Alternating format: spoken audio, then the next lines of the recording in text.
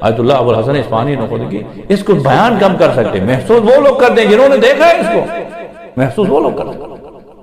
آیت اللہ العظمہ ابو الحسن اصفہانی نخودگی مشہد میں ہوتے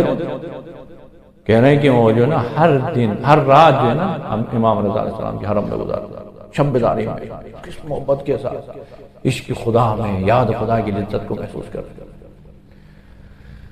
ایک دن وہ خادم نے کہا کہ آپ جو ہے نا ابھی عمر رسیدہ ہیں، ذکر خدا میں مشغول ہوتے ہیں حرم میں کسی کونے میں، تو لوگ آپ کو ڈسٹرب کر رہے ہیں، کوئی آنا کوئی جانا، کوئی پہچانتے ہیں سامنے آتے ڈسٹرب۔ میں ایسا کرتا ہوں آپ کے لیے جو ہے نا چھت کے اوپر جگہ بناتا ہوں،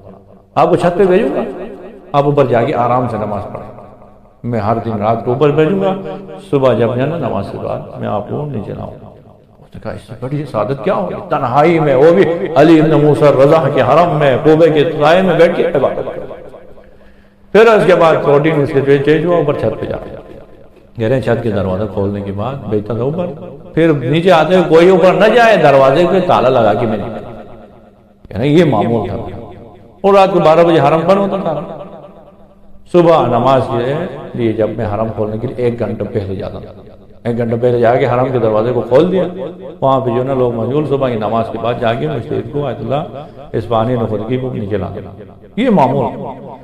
ایک دن رات کو آگے حرم کو بند کر کے آئے، سویا، کہہ رہے کہ صبح نماز سے 1 گھنٹہ پہلے جاگا، حرم کو کھولنے کے لیے جا رہا ہوں، باہر نکلا دیکھا جو ہے نا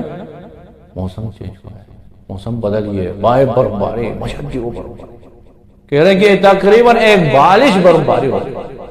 وہ 75 سال کے بوڑھے مجتہد اوپر تن و تنہا ہے چھت پہ، نیچے آنے کے لیے کوئی راستہ نہیں، ادارے کے دروازے کا میں نے تالا لگا کے پریشان ہو، اب اس کی کیا حالت ہوگی، کیسی کیفیت میں ہوں گے بیچارہ، سردی سے کیا حالت ہوگی۔ کہہ رہے بھاگتے ہوئے آیا،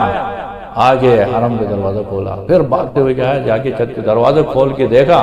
یہ ذکر خدا کے لیے اللہ، کہہ رہے جا کے بھاگتے ہوئے دروازے چھت کے کھول کے دیکھا تو یہ 75 سال کے بوڑھے مجتہد جو ہیں رکوع کی حالت میں ہیں،